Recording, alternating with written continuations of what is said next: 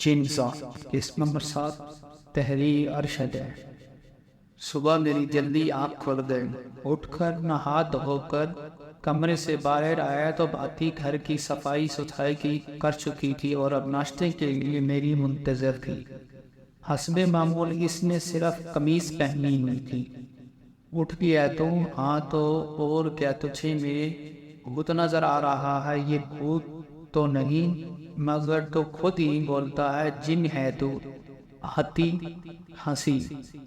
اچھا بھوک لگی ہے، ناشتہ کر لے پھر بازار جانا ہے۔ 1 گھنٹے بعد ہم دونوں تیار ہو کر بازار کا رخ کر چکے تھے۔ بھاتی کو میں نے عام ملنے والی کچھ چیزیں خریدنے کی ذمہ داری دی اور خود دیگر اشیاء تلاش کرنے لگا۔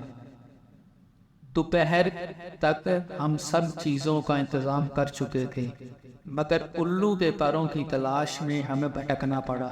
آخرکار ایک کالی جادو کے عمل سے ڈھیر سارے روپوں کے عوض میں پر بھی حاصل کرنے میں کامیاب ہو گئے۔ گھر واپس آتے آتے ہمیں شام ہو چکی تھی اور بھاتی تھک کر چور ہو چکی تھی، اس لیے کھانا باہر سے لیتے آئے۔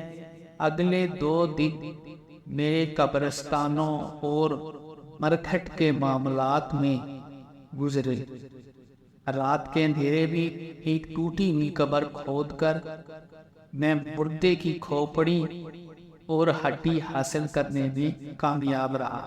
اسی رات میں مرکھٹ سے تازہ جنتی لاش کی راکھ بھی لے آیا۔ اب میرے پاس عمل کرنے کے لیے تمام لوازمات پورے تھے۔ گھر میں موجود اسٹور کو ہم پہلے ہی مکمل خالی کر چکے تھے، اب صرف بھاتی کا انتظار۔ اس کے بھی 3 دن پورے ہو چکے تھے مگر اس کے دن شاید آگے پیچھے ہوتے تھے۔ 5ویں شام مغرب کے بعد بھاتی نے ناپاک ہونے کی خوشخبری سنائی اور ایک شیشی بھی خون بھر کر میرے حوالے کر دی۔ بھاتی کو کمرے سے نہ نکلنے اور دیگر کچھ ہدایات دے کر میں سامان لے کر اسٹور میں آ گیا۔ سب سے پہلے میں نے چھرا نکال کر اس سے حصار قائم کیا اور سندور کا دائرہ بنا دیا۔ اس کے بعد میں نے بھاتی کے خون، چربی اور تیل وغیرہ کو ملا کر کھوپڑی میں ڈالا اور روئی کی لمبی سی بتی بنا کر اس میں ڈبو دی۔ اس کے بعد میں نے الو کے پروں اور ہرمل کو سامنے رکھ لیا۔ سارے کام مکمل کر کے میں نے کھوپڑی میں موجود روئی کی بتی کو آگ لگائی اور منتر پڑھنا شروع کر دیا۔ یہ کافی لمبا منتر تھا جو مجھے 399 دفعہ پڑھنا تھا۔ 21 رول کا چلا کاٹ کر یہ منتر سدھ ہو جاتا۔ اس کے بعد میں اسے استعمال کر کے مدیدہ ہونے کی شکتی حاصل کر لیتا۔ میں روز رات کو یہ منتر پڑھتا رہا۔ دن میں مختلف بلاؤں وغیرہ کے حملے ہوتے رہے مگر میں جانتا تھا کہ کوئی چیز حصار کے اندر داخل نہیں ہو سکتی، اس لیے میں مطمئن تھا۔ دن میں بھاتی اور میں مختلف ہوٹلوں میں تفریحی مقامات پر گھومتے پھرتے رہے۔ مجھے منتر شروع کیے ابھی 10 دن ہوئے تھے۔ دعویٰ کہ ایک آدمی آ کر اطلاع دی کہ دعویٰ کچھ دن کے لیے شہر سے باہر ہے، اس لیے وہ نہیں آ سکتا ساتھ۔ اس نے دیگر کچھ ہدایات بھی دی۔ میرے لیے یہ اچھی بات تھی، میں سکون سے چلہ مکمل کر سکتا تھا۔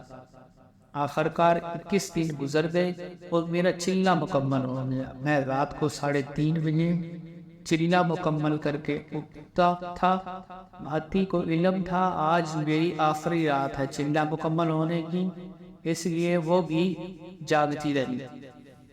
آخری رات کافی بمشکل ثابت ہوئی، مگر حصار کی وجہ سے میں محفوظ رہا۔ ڈرنا تو کوئی سوال ہی نہیں تھا۔ 21 دن مشقت میں تو گزرے، مگر خوشی تھی کہ کم سے کم ایک شرطی حاصل کر چکا۔ میں نے حصار ختم کیا، سارا سامان سمیٹا اور منتر پڑھ کر نادیدہ ہو کر کمرے سے باہر آیا۔ بھاتی دوسرے کمرے میں میری منتظر تھی۔ نیند اس کی آنکھوں میں بھری ہوئی تھی، مگر ساتھ ہی تجسس اسے سونے نہیں دے رہا تھا۔ خوشی سے میرا کوئی ٹھکانہ نہیں تھا۔ اب دوا یا کوئی بھی اتنی آسانی سے مجھ پر حاوی نہیں ہو سکتا تھا۔ میں کمرے سے نکل کر بھاتی کے برابر صوفے پر آ کر بیٹھ گیا۔ بھاتی کی نظریں اسٹور کے دروازے پر جمی ہوئی تھی۔ ابیدہ حالت میں یہ میرا اختیار تھا کہ اپنے جسم کو مجسس رکھوں یا لطیف جسم کی حالت میں کسی بھی دروازے یا دیوار کے آر پار جانا ممکن تھا، مگر کسی چیز کو چھونا یا پکڑ نہیں سکتا تھا، نہ ہی میری آواز کوئی اور سن سکتا تھا۔ دیکھنے کا تو کوئی سوال ہی نہیں تھا۔ نادیدہ حالت میں بات کرنے یا کسی چیز کو چھونے وغیرہ کے لیے مجھے اپنے جسم کو مجسم کرنا پڑتا تھا، مگر اس وقت میں لطیف حالت میں بھاتی کے ساتھ بیٹھا ہوا تھا، مگر وہ اس سے انجان اسٹور کی طرف دیکھ رہی تھی اور اپنی پسندیدہ صرف ململ کی قمیض پہنے ہوئے بیٹھی ہوئی تھی۔ میں نے نادیدہ حالت میں ہی اپنے جسم کو مجسم کیا اور ایک انگلی اس کی ٹانگ کے پر نیچے سے اوپر پھیرنی شروع کی۔ بھاتی اچھل پڑی۔ وہ سمجھی شاید کوئی کیڑا ہے، اس نے اپنی ہاتھ سے اپنی ٹانگ جھاڑی، مگر تب تک میں اپنا ہاتھ ہٹا چکا تھا۔ اچانک میں نے منتر پڑھ کر خود کو ظاہر کر دیا۔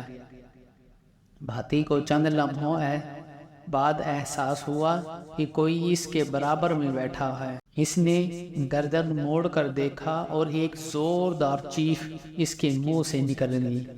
اس کی آنکھیں خوف سے پھٹ رہی تھی۔